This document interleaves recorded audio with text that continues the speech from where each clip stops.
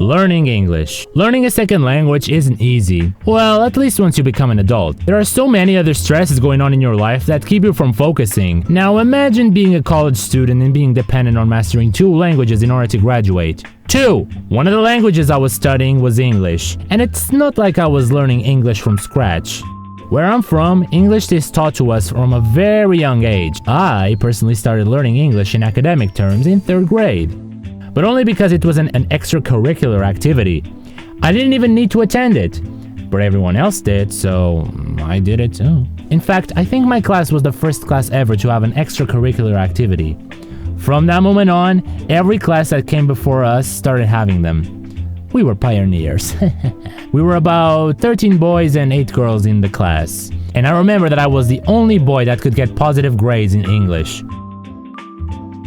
Why was that though? Was it because I paid attention at every class I had because I was always a very focused boy in school, thinking that one day I would be using every single skill I'm acquiring to reach every single goal and dream I established for my future self?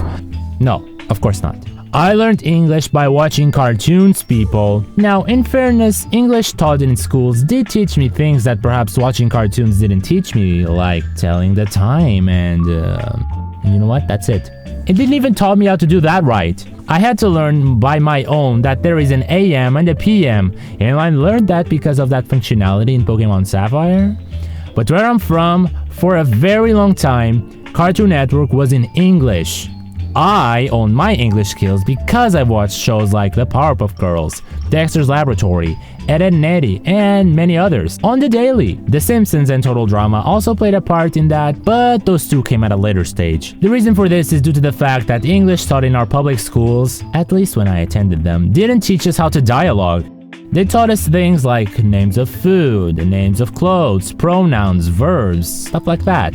Fill in gaps with a text you hear in an audiobook and other things, stuff like that. While by watching cartoons, you learn things like, this photo is a reminder.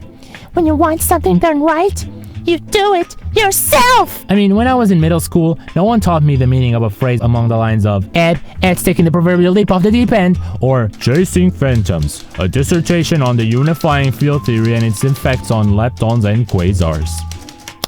By Edwin. Looking back, Ed, Edd n Eddy were a big reason why I would always be trying to improve my language skills. It might go down in history as a great cartoon that had some interesting graphics, but man, the dialogue on that show was so heavy. I had to step my game up if I wanted to watch that cartoon. I remember that I watched so much Ed, Edd n Eddy as a kid that at some point in my life, my dad told me that if I was watching TV and he was about to enter the room, he wanted me to change the channel if I was watching the, air quotes, Unk of Wood cartoons, and air quotes. I told him about this and he said he never did that. Yeah, whatever, Dad. When I started middle school, I don't know why, but my brain wasn't clicking with all this information regarding this language. So much so that for my first 3 English tests, my grades were a B, a C, and a C-. But all of a sudden, something clicked, and I started having straight A's in English, left and right. Almost every single teacher I had in school would ask me, have you studied or lived abroad or something?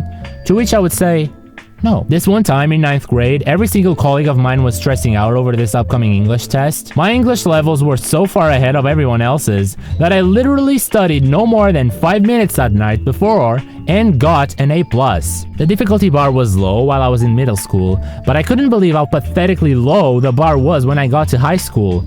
There were practically no wrong answers. Not even of those that clearly couldn't speak English properly. They were just handed those B+, just like that. I remember seeing some people failing classes in high school, but English wasn't one of them. Now, I was in a vocational school studying tourism, and the fact is the difficulty bar is usually lower in those schools. But still, English is a language that is very needed when you study tourism. For my admission in college, in order to enter the degree I wanted, students were required to make a national exam. And keeping up with the pioneer thing I talked about when I was in 3rd grade, for the first time, this exam required for us to make an oral exam. Not only had I aced the written part, but I also got top marks in my oral exam. In contrast, the other kids doing this exam were all nervous on how they didn't study for this exam. Again, I didn't study either and still did better than them. This serves as a clear example on how I learned English in contrast to how all those other people learned English. Now, while writing this script, I think I'm sounding super pretentious, but rest assured that as soon as I stepped foot in college into my modern language degree, I got my comeuppance. But that's probably for another video. I forgot to mention a lot of things, like that time in 7th grade where the jocks of my class ganged up on me and told the teacher that they felt like I didn't deserve a top score at the end of the term because at 7th grade I obviously didn't know how to speak English fluently, and the teacher turns around and tells them that I wasn't being evaluated on that level, and because I aced all the topics taught in that term, I did indeed deserve a top mark at the end of the second term, and I did get it. Or that time in high school where I had to teach my teacher how to say the word recipe right. It's not recipe, it's recipe. And oh, there you go, I did mention those things.